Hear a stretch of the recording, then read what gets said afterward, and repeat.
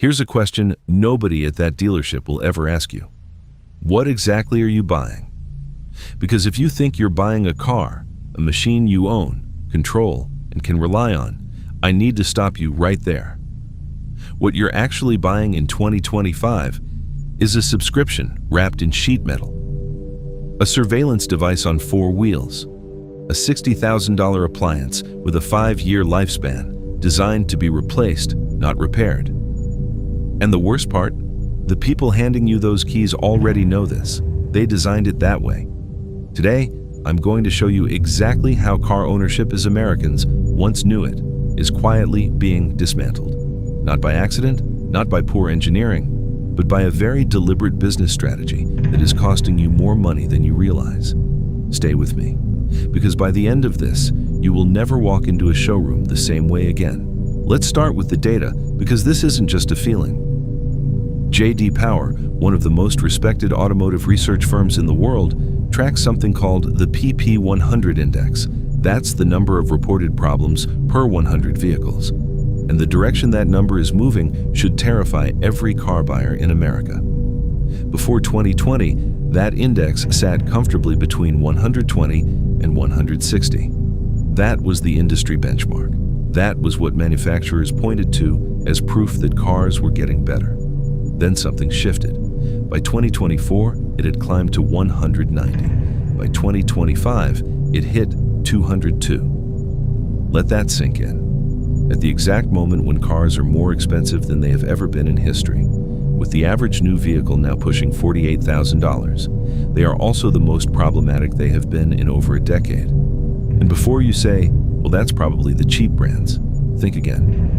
We're talking about Cadillac Escalades, Jeep Wagoneers, vehicles sitting at $90,000 and $100,000 on the lot, failing at rates that would have been considered embarrassing in 1998. You are paying more, getting less, and being told it's progress. That is not progress. That is the automotive industry's greatest illusion, and it's built on a foundation of 3 silent traps that I'm going to walk you through right now. Go back 20 years and pop the hood of an American truck. What did you see? An engine, real metal, hydraulic lines you could trace with your finger, a machine that communicated with you honestly. If something was wrong, you felt it, heard it, smelled it. And in most cases, you could fix it yourself with a decent tool set in a Saturday afternoon. Now open the hood of a 2024 model. It looks like the inside of a laptop. Plastic covers hiding everything, wiring harnesses running in every direction, sensors embedded in places that have no business having sensors, and underneath all of that, a turbocharged 3-cylinder engine, the size of a shoebox, being asked to do the work of a V8. Let me explain why that matters. Turbochargers spin at up to 200,000 revolutions per minute. They run at temperatures that can melt aluminum. They require precise oil pressure at every single second of operation.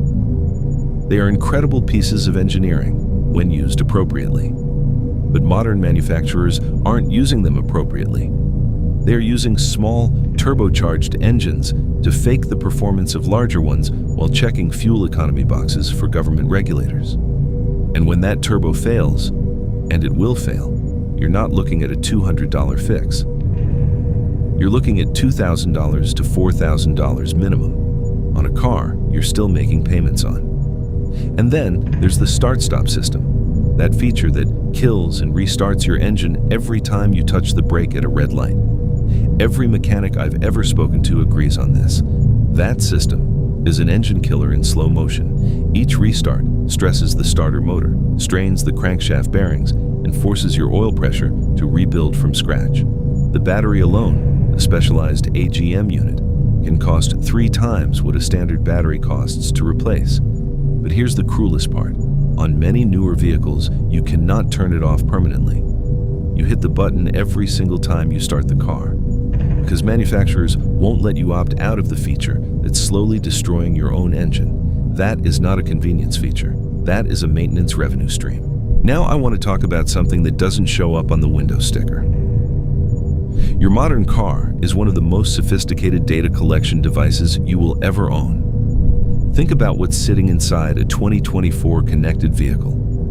Cameras facing outward in every direction, a driver-facing camera monitoring your eyes and your posture, GPS tracking your every route, telematics systems logging your speed, your braking force, your acceleration patterns, your daily mileage, and all of that information, your information, is being packaged and sold.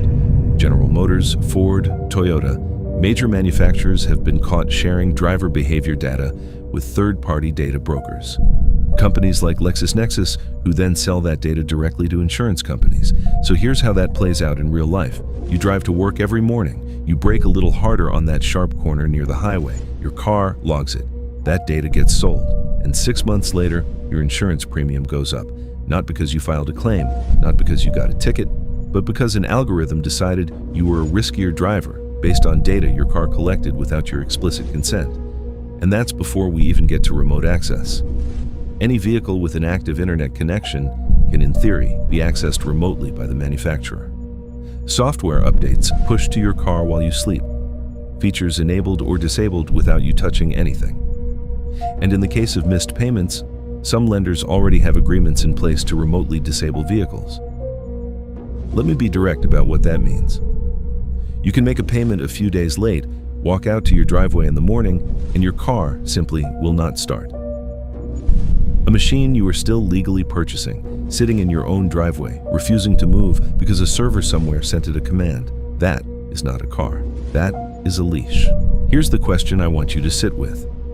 If you pay $55,000 for a vehicle in full, every single dollar, do you own it?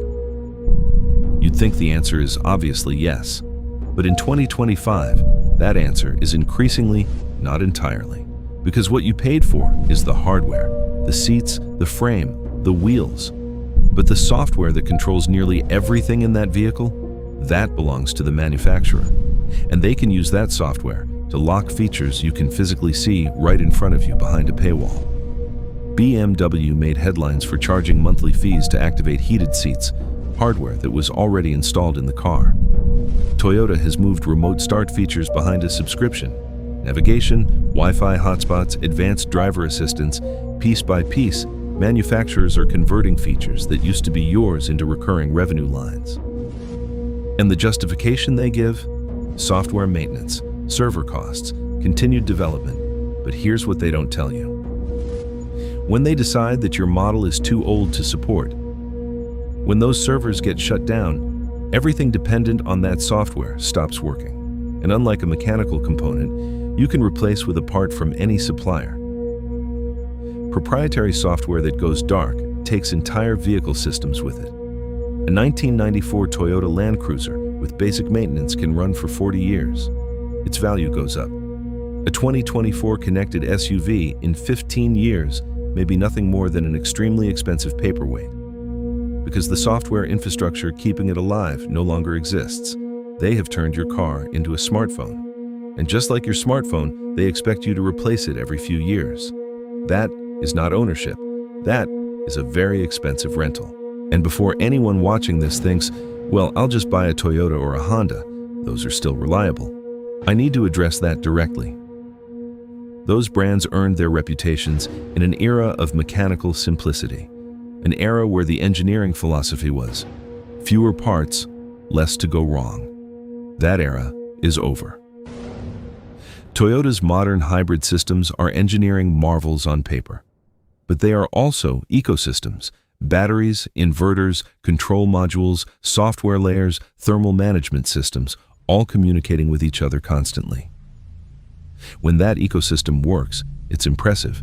When it doesn't, it can cascade into a repair bill that exceeds the vehicle's actual value.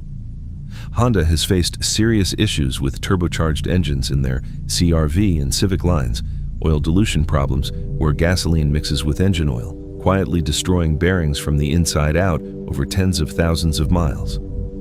Even the legends are cracking under the pressure of regulatory compliance, corporate cost-cutting, and the race to add technology that customers haven't asked for, but manufacturers need to justify higher price points. Nobody is immune. The logo on the hood no longer guarantees what it once did. So where does that leave the smart buyer? Not in a showroom, not on a manufacturer's website, and definitely not at a financing desk signing away $800 a month for the next 7 years. The answer is in what I call the mechanical sweet spot. vehicles built roughly between 2013 and 2019. Here's why that window matters.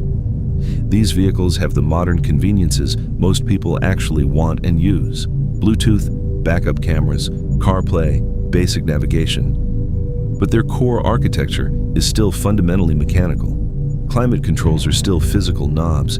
Engines are still naturally aspirated or modestly turbocharged, not pushed to the breaking point. Software is present, but it isn't the backbone the entire vehicle depends on to function. You can find a well-maintained example of a 2015 to 2017 Toyota Tacoma, a Honda CR-V, from 2014 to 2016, a Ford F-150 with a naturally aspirated V8 from that same window, for a fraction of what a new vehicle costs. You avoid the first 35 to 40% depreciation cliff that hits new cars the moment they leave the lot. You get a machine with a proven reliability record, and most importantly, you get a vehicle that a competent independent mechanic, not a dealer with a software license, can actually fix. That is real ownership, not a subscription, not a surveillance device, not a software update away from losing features you already paid for. A machine that you own completely. The modern auto industry has made a calculated bet that convenience, appearance, and brand loyalty will keep buyers coming back no matter what. And for a long time, that bet has paid off. But the numbers are changing. The lawsuits are starting. The data scandals are surfacing. And more Americans are starting to ask the question that should have been asked years ago. Who does this car actually serve? You deserve a machine that answers to you. Not to a server, not to a subscription service, not to a data broker in Silicon Valley. If this opened your eyes, hit that subscribe button, because this is just one piece of a much larger story. And next, we're going to go even deeper.